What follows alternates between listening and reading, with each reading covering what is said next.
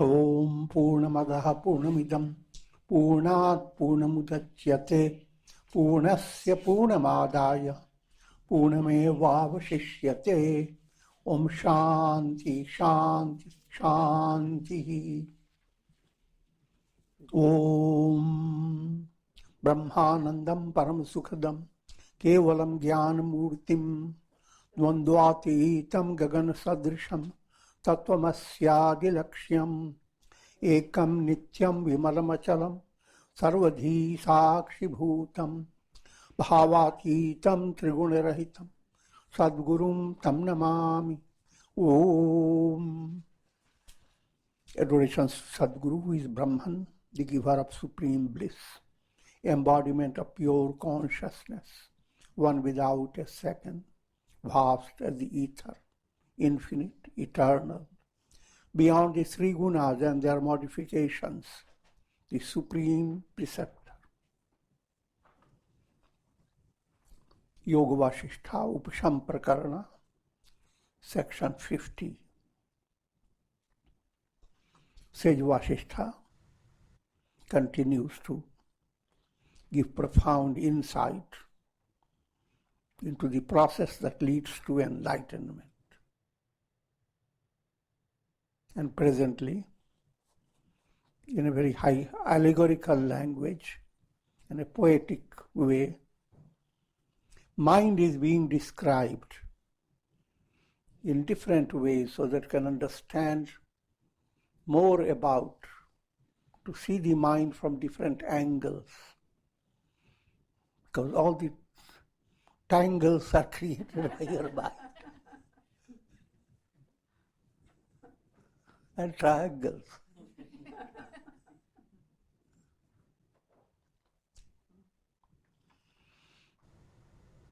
Consider the mind as a crow.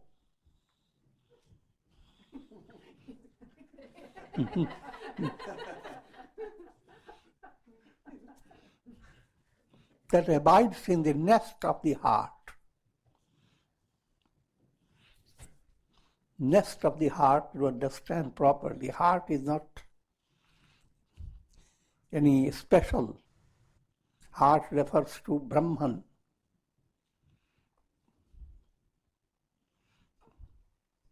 When mind is taken away, what is left is pure chit, pure consciousness. So that consciousness is the heart.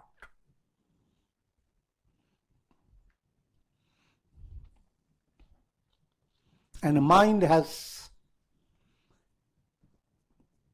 come to settle there, is supported by the heart. Just like your cinema shows are supported by the screen. So mind is supported by Brahman, pure consciousness. The heart, that's the heart. You go on exploring, but no matter how deep you go into your heart, unless you have come to the deepest source, Brahman, you have not reached your heart. Hrit Ayam, that Brahman is the heart. So, in that nest of the heart, there dwells the crow mind. Why? Because it is ever attached to the enjoyments of flesh. The crow is always looking down for any rotten stuff. Flesh of animals, birds.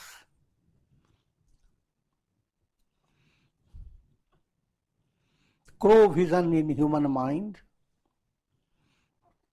that is impure, that impure mind is being described as crow, etc.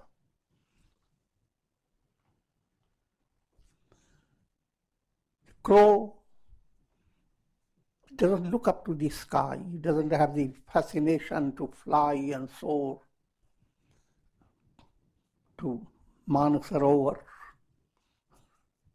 The crow is only looking for where he can get a quick meal, rotten. But that is an allegorical description of how human mind, which has the possibility of calming down through meditation, samadhi, and letting divine awareness to enter into it. When the mind becomes calm, you begin to see what's behind the mind. And mind that is God word, that mind is not looking for flesh. That mind looking for something that is ever fresh.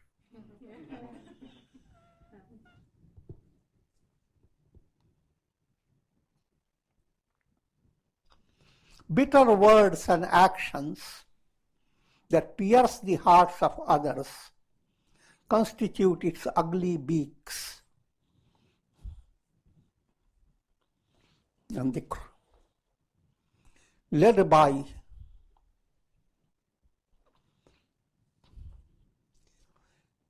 the mind that is attached to objects, pleasures of the senses, that type of mind, which is described as a crow. And what is the highlight of this crow? This terrible black beak. The two aspects of the beak, up and down.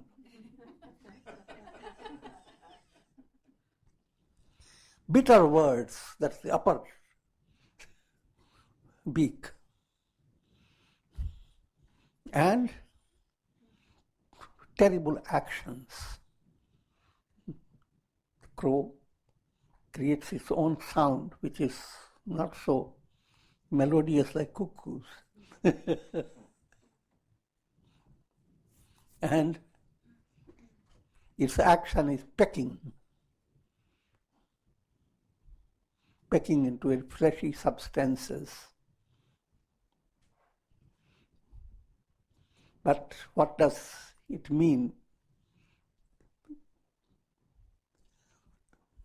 Human mind that has not been enlightened acts like a crow, with all its potentiality to become a swan and soar. It stays a crow, constantly creating nasty sounds.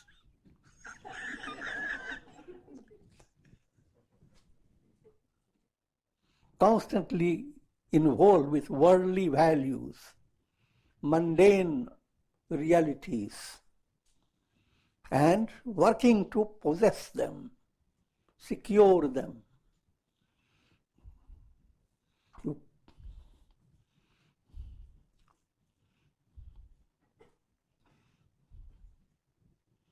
And that act of the crow injures the feelings of everyone around.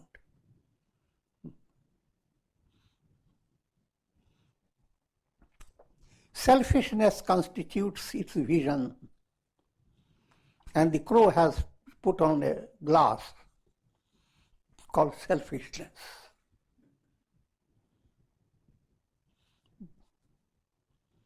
And evil vasanas are its feathers and wings. What nourishes the crow, what makes the mind be like a pancake. The vasana ras. Pancakes require syrup, you see. So vasanas put syrup in your mind.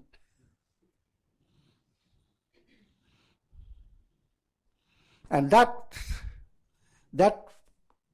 expresses through the crow in the form of its feathers and wings. The crow becomes fluttering, vital. O Rama, drive this inauspicious crow of the mind from the nest of your heart.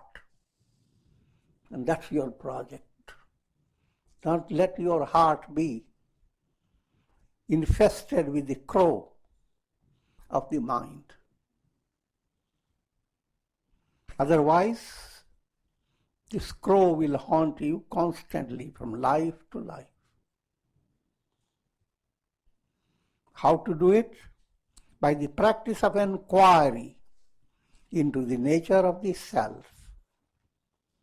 Inquire. Who am I?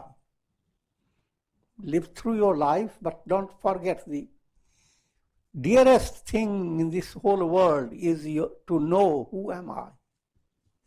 You are the dearest. So don't go after all other dears.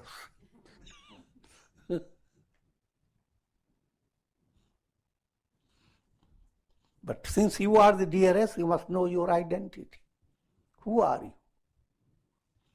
And that whole process called inquiry, which are, first, allow your mind to be fascinated by the project. Oh mind, I'm going to give you the dearest thing in this world. The mind says, what?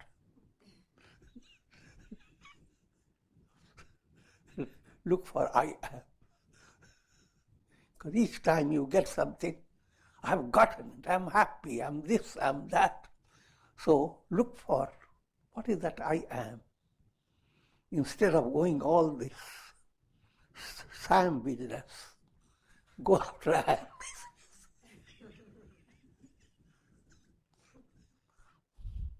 So that inquiry turns the mind, turns that crow into Kakabhushundi in the Ramayana. That's not written here, but I'm just telling you. Crow becomes the symbol of enlightenment.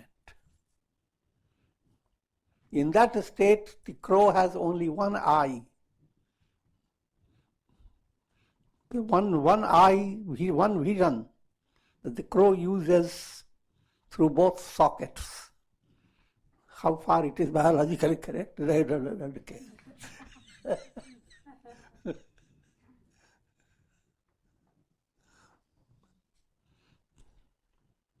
crow is described as one-eyed.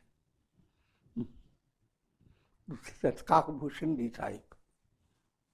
One-eyed means you don't have the vision of duality. It's non-dual, there is only one reality.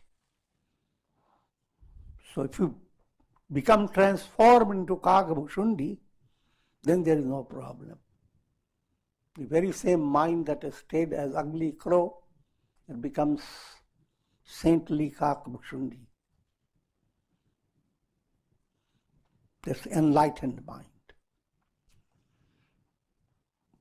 Or consider the mind as a pishacha, an evil spirit. These are all different illustrations are being given. Pishacha is like a Dracula.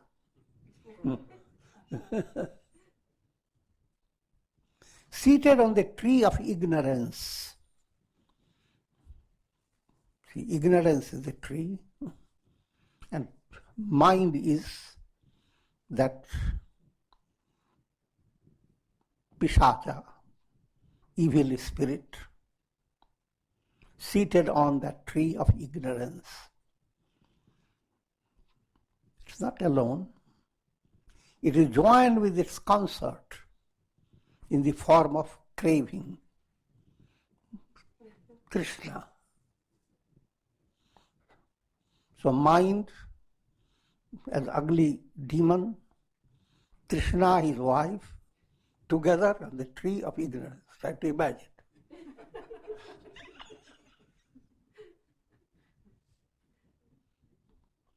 It continues to wander in the forest of numerous embodiments. And this tree of ignorance is in a forest where every tree is one of your many embodiments.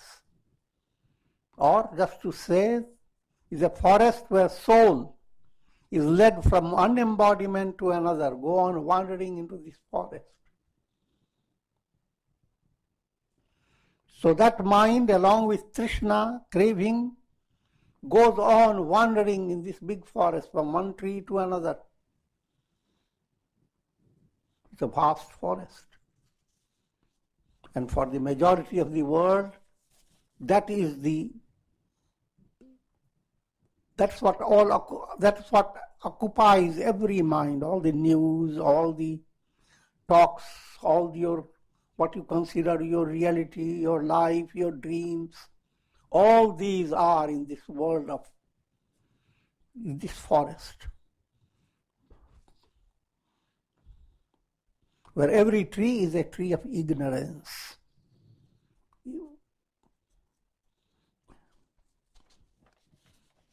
And mind and craving,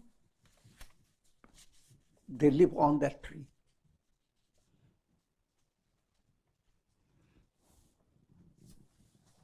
This pishacha can be driven out by the practice of Mahavakyas. Now the project is drive away this mind from the forest of ignorance, where every tree is an aspect of that forest. And what does it imply? You can drive away this pishacha, the evil spirit, by the mantra of the great utterances. Great utterances is the advanced teaching in the scriptures. Actually, the teachings given at the climax level, highest level. When you have started your inquiry, who am I? You are led to understand I am Brahman. And that Brahman is presented by the Vedas in 4 utterances. First utterance, Prajnanam Brahma. Brahman is defined as pure consciousness. So figure out what is pure consciousness. Everything you think, feel, require consciousness. But consciousness is like a lake. All your thoughts and feelings and experiences are like reflections in the lake of consciousness. The lake remains aloof. So, while you are worrying, it's a reflection. Switch your attention from your reflection to the lake. Lake is ever the same. All your experiences through your mind have been reflections. All that you watch in a theater, in a cinema show, are nothing but projections, but not realities at all. Screen alone is real. So even while watching the show, understand not to be shaken by the comedy and the tragedy and all those things that happen through the show. Because no matter what you are seeing, the reality behind it is untainted, untouched, calm, relaxed screen. So no matter what you are experiencing in your life,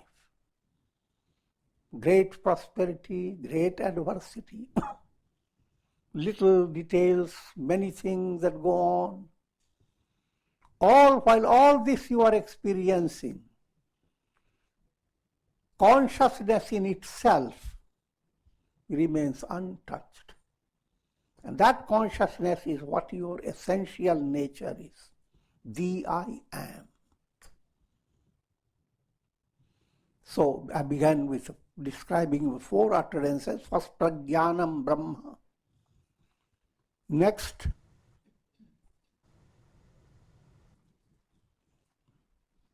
when you receive initiation, the Guru teaches you the mantra, Tat Tvam Asi. It's called Upanishad Vakya, Adesh Vakya, Upadesh Vakya, which means instruction is given by the statement. Don't look for God or Brahman all around the world, but that God is your own essential self. Tat Tvam Asi, thou art that. Naturally, you have to understand your ego is not you. But ego is always supported by the real I am. Your ego-based experience is like iPad experience in high technology of the nervous system. Brain and nervous system, that's technology. And this iPad, the I, ego I, operates through this. And when you go to sleep, the iPad closes down, but goes on keeping the record. When you sleep, all the record you are keeping in your unconscious. But you are untouched by all the daily activities in sleep. I'm just trying to explain to you the difference between the ego-based reality and the real I am. The real I am is one and the same in all personalities, all living beings.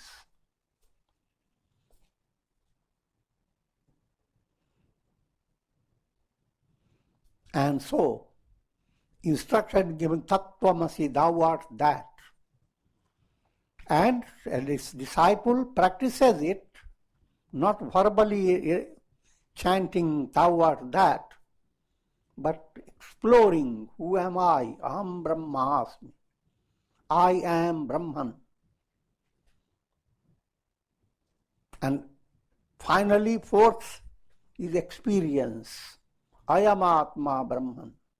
The final state, an aspirant comes to realize this very self, the self of yourself,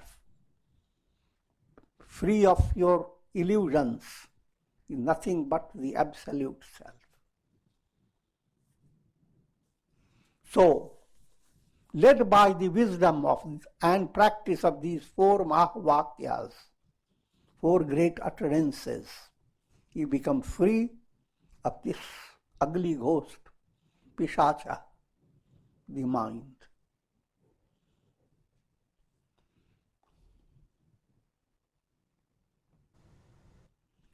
Of the snake of the mind, good and evil are the 2 fangs, while various forms of worry constitutes the poison.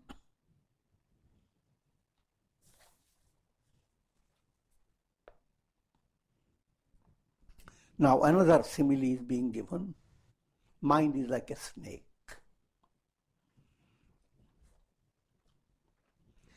Now the snake has poison, fangs, good and evil karmas, what called punya and papa, dharma and adharma, good and evil. These are the 2 fangs, but both are poison fangs. Led by your good karma, you don't attain liberation until you have attained enlightenment. Good karma in itself cannot give you liberation. Otherwise, every ashram will send the disciples away. Do good karmas. No palabras, just go doing it. Not so. Doing good karma is absolutely good. And you have to do it in order to advance. But your mind should also develop. God is making you do those good karmas, not your ego. And doing good karma is meant to reduce the ego to minimum so that you attain liberation. But if good karma goes on inflating your ego, then you are not going to liberation, you are going to an astral plane of pleasure called Swarga. And Swarga doesn't become complete fulfillment.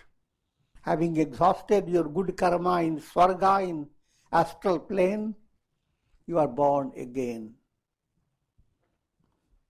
And that astral plane can open up two ways. It can be Swarga, it can be Narak, hell. This snake continues to bring about the death of not merely one body, but numerous bodies through countless embodiments.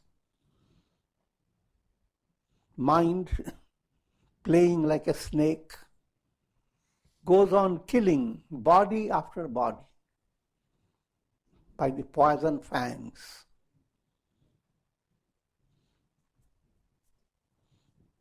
So your mind is not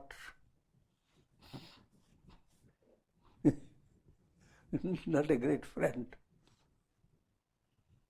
But this description is mind is steeped in ignorance, unenlightened mind. Enlightened mind has totally different description. It feeds on the air of the pranas and glides on from one body to another. Snake glides from this body, next body that is going to come, third body that is going to come is gliding.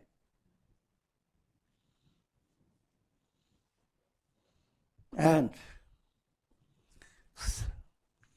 snakes create a hissing sound as if enjoying drinking air.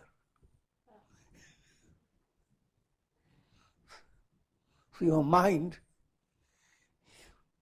drinks air of vanity, things that have no importance, but your mind makes those things very important and starts showing pride. How much do I have? That's empty air. So do not let your mind be a snake. It is to be overcome by meditating upon Brahman, who is truth, wisdom, and infinity. Satyam, Jnanam, Anantam, Brahma. These are great descriptions of Brahman. Satyam, absolute truth. Jnanam, absolute wisdom. Anantam, without end, without limitation, infinity, eternity.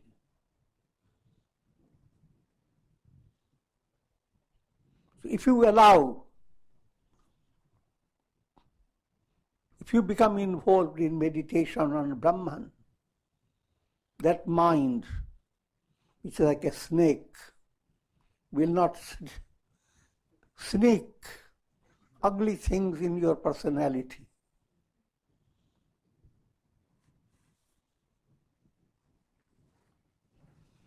Another simile given, mind is like a vulture. Chitta may as well be considered as a vulture. When we talk of mind here, we are talking about the complete mind. So sometimes they may call it chitta, sometimes they may call it mind, but they are all same thing, anonymous.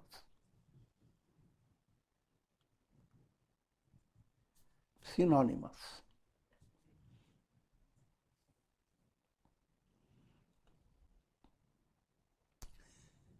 Mind is like a vulture, feeding upon physical bodies through numerous embodiments.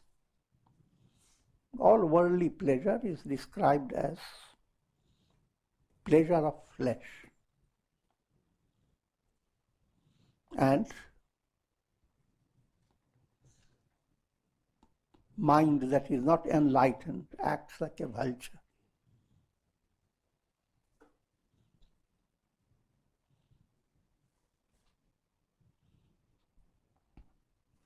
Ishavasya Upanishad opens the mantra with this type of description.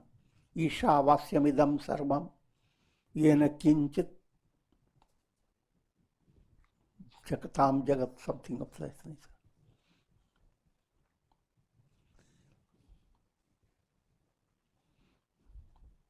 And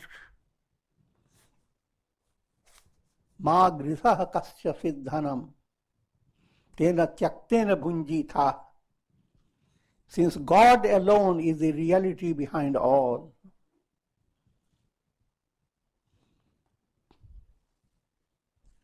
do not go after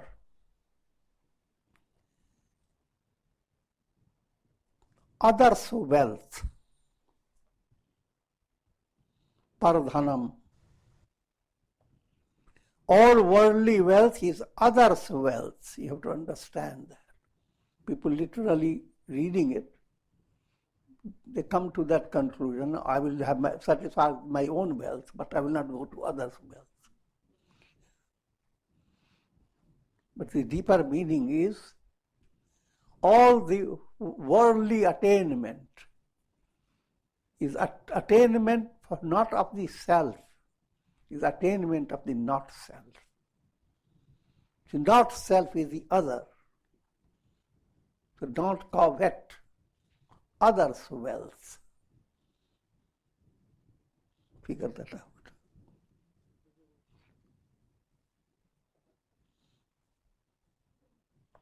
And that's the ultimate teaching.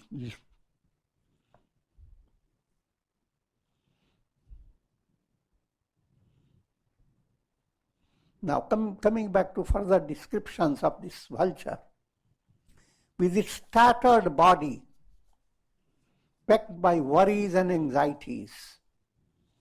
Vulture's body is not so beautiful to look at. Lots of infestation all over. When chitta acts like a vulture, goes after things that do not belong, that are not real, that do not relate to the self, they relate to not self. That chitta that is going like that is a vulture, ugly vulture. And in this, playing this role, your chitta is infested with worries and anxieties. That's what you get every day. New worries, previous worries, kept in the, given to the bank for deposit. That gathers interest.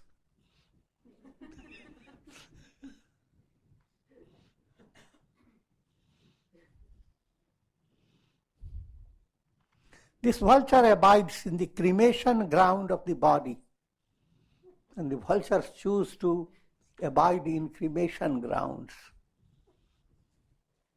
or burial grounds where there is easy available rotten flesh.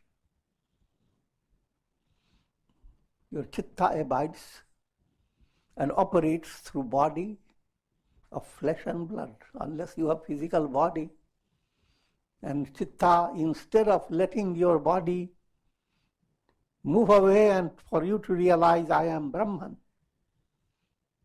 the unenlightened chitta plays the role of the vulture.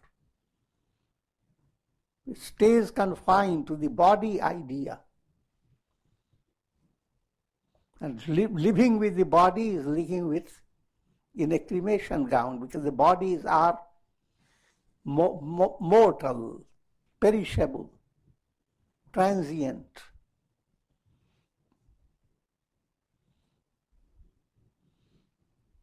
If your identity is stuck only with the body, that means you are constantly in a margat. Margat means cremation ground.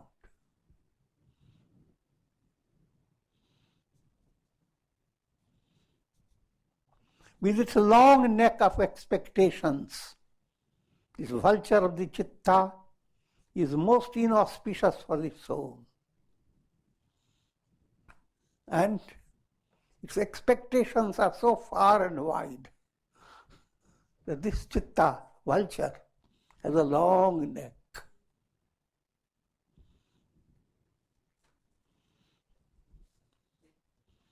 However, if you are rid of the vulture, you are indeed most fortunate. If chitta becomes enlightened, then you are rid of your chitta.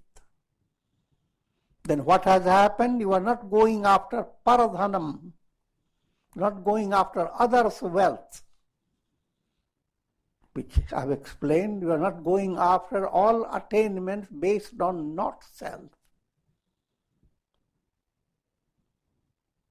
And then you are really fortunate. You have dhani, you have all the wealth, bhuma, the infinite wealth you possess.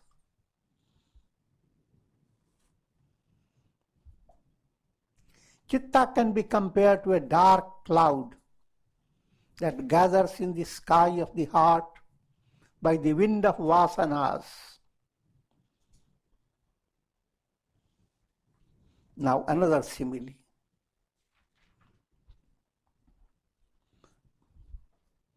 The sky is pure consciousness, full of light. But dark cloud obstructs the light of consciousness.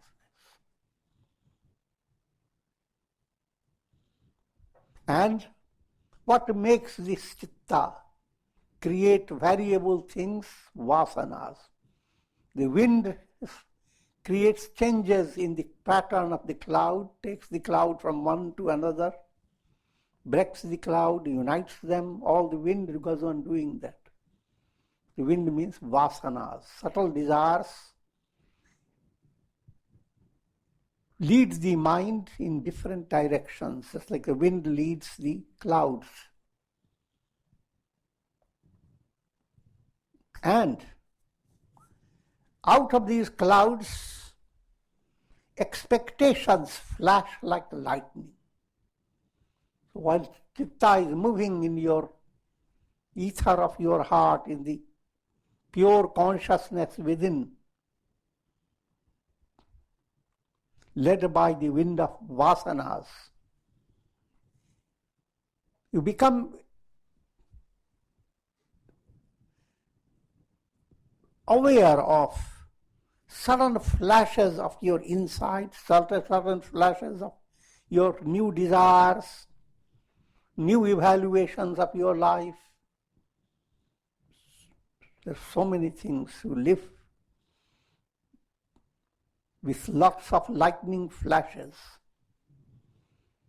Any expectation that makes you feel it's going to make you happy is one lightning flash. But go after lightning, you get into a crash also. And all that the mind goes on doing that to you is a cloud. While torrential rains of adversity is poured down, and all that this cloud of the mind pours down is torrential rains of adversity, because whatever you get is perishable. And whatever you get will drown you. Torrential clouds create a lot of flood. And if there is nothing but flood, you get drowned in it. This lightning, your expectations fulfill two ways, according to the expectation of your ego or against the expectation of your ego. Both ways, ego's expectations and ego's frustrations, both are not real. They're nothing to do with the I am. But chitta pours down this type of expectation and frustration. These are like rains coming from chitta. If your expectations are fulfilled, you are drowned in an illusion. A big lottery has come and you feel your whole life has become happy. But just wait a few days only.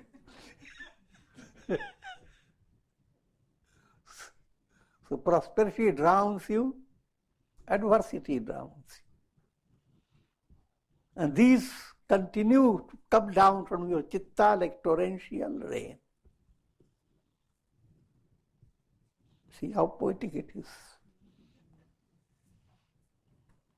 Long time before,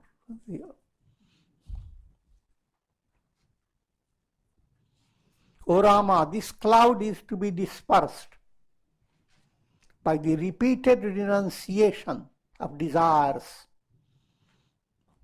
for the objects of the world. What the method of removing this cloud? Developing vairagya, dispassion.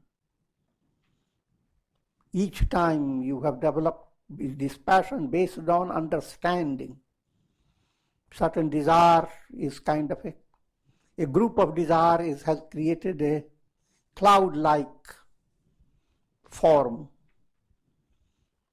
And once you develop an internal vision that all this is not real, as if light has penetrated that group of cloud.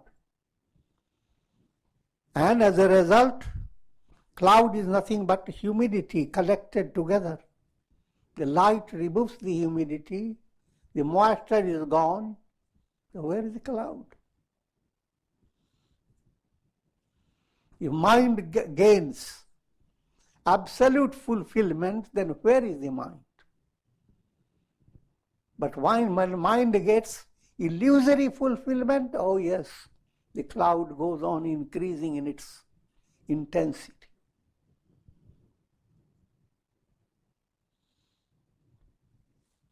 So train your mind to enjoy real fulfillment.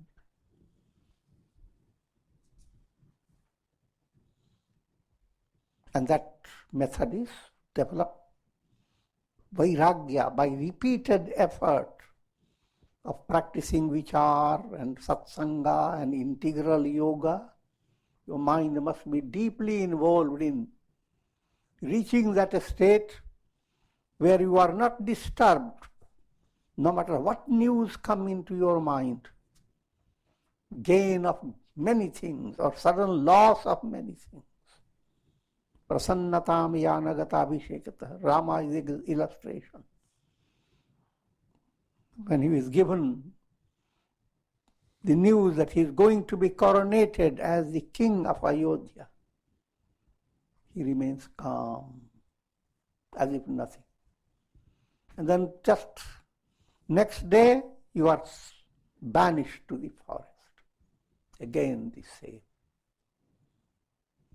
If you have that type of goal in your mind, and there is no renunciation, the son doesn't renounce anything by discovering who am I. So if that type of understanding develops, then you reach the state of manonash. Mind is there, but that mind is not obstructing who you are. Your intrinsic awareness of yourself is I am, that am I. It's not for a verbal expression. It's deep, profound experience. Or the mind is like a net in which the spirit is trapped. Another illustration. Mind is like a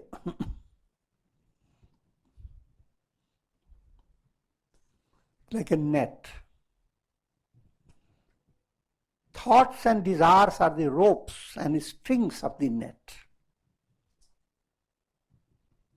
while good and evil karmas are the knots of the net.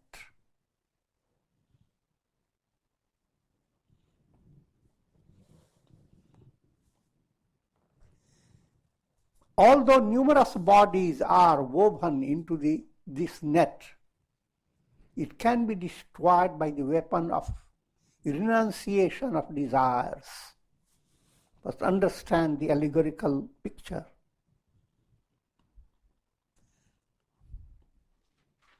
Soul has become bonded with the body by the net of your mind. What the mind has done, thoughts and desires are ropes and strings. Karmas are like knots. When you have a big net, it has ordinary straight threads. Then there are threads that are entwined. Then there are threads that go to form knots. All that is done for what? To let the soul be tied to the physical body.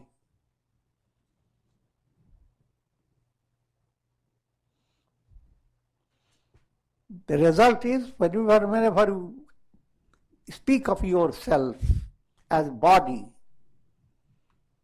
your soul,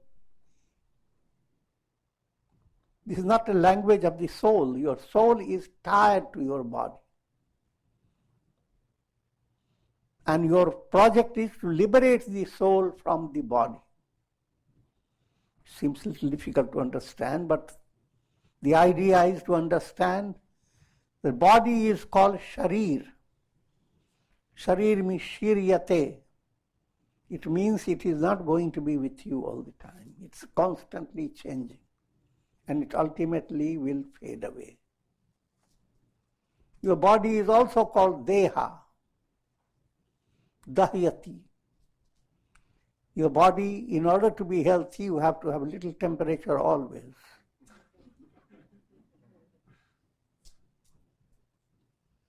And all the metabolic activity must go on day by day.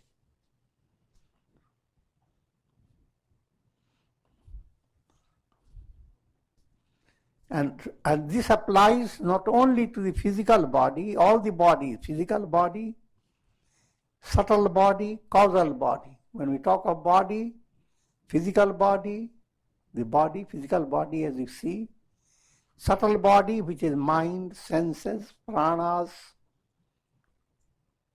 and causal body, which is deep unconscious. All these are called sharir. In each body fades away ultimately. This is not reality. Or each body is called deha. Sthula deha, sukshma deha, karana deha. And deha gives you a message, dehalo. That which is not you. Separate yourself from it. This is just a witty remark. And the body idea that's being highlighted in this simile, the mind creates the body idea and the soul becomes so bonded with the idea I am body that it goes through terrible situations from life to life. But in order to free of this body idea, body identity, what should you do? You should take recourse to fire of wisdom that burns down all desires. Jnanagni.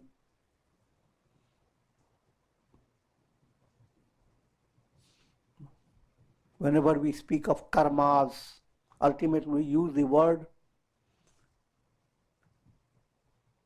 burning up all karmas. They burn up. It's not a literal fire used, it's the fire of wisdom. When wisdom enlightens your mind, then the very seeds of karmas are roasted. They burn up. No longer can you create karma. When you realize, I am the sun, no longer you have the desire to go and speak to the reflected suns and get inside the hot pot.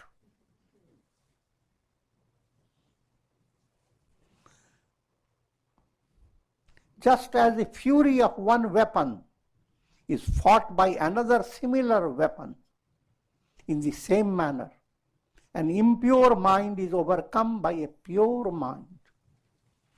So far, we are given the allegorical descriptions of unenlightened mind. The unenlightened mind is impure mind. The cure for unenlightened mind is to allow your mind to be purified. Develop vairagya. In order to lead your mind to purification, follow the path of vairagya, dispassion. It has its stages.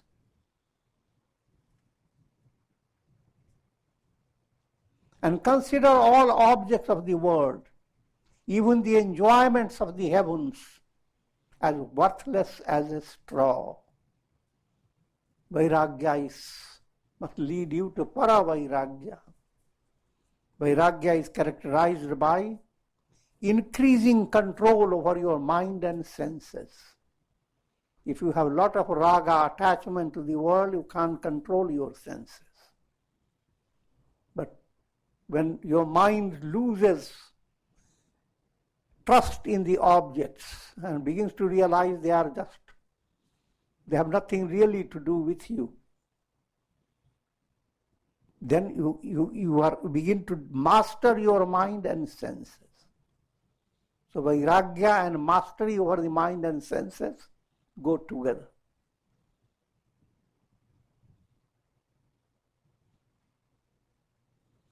And vairagya ultimately comes to a state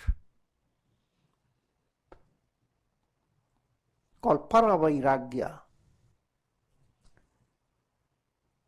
Para vairagya is to understand that the entire mind and all that mind brings about is unreal. Brahman alone is the reality. To give you a very simple way to understand, you are watching a cinema show. The cinema show is, you find the story is bringing bad associations.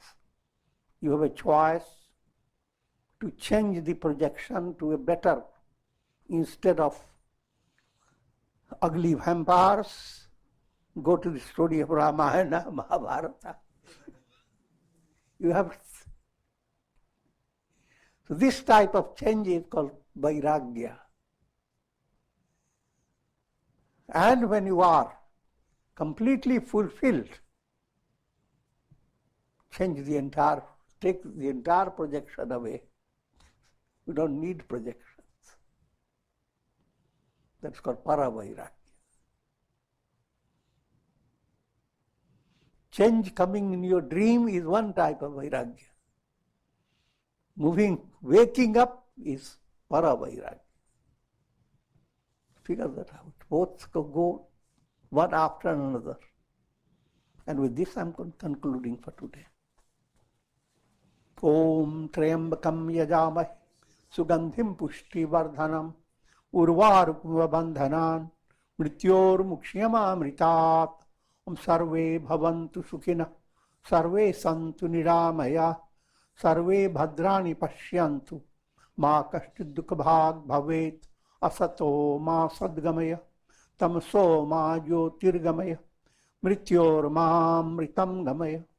Om purnamadaha purnamidam purnat purnamudachyate, purnasya purnamadaya, purnamevavashishyate. Om Shanti Shanti Shanti. Om Hari Om Tat Sat.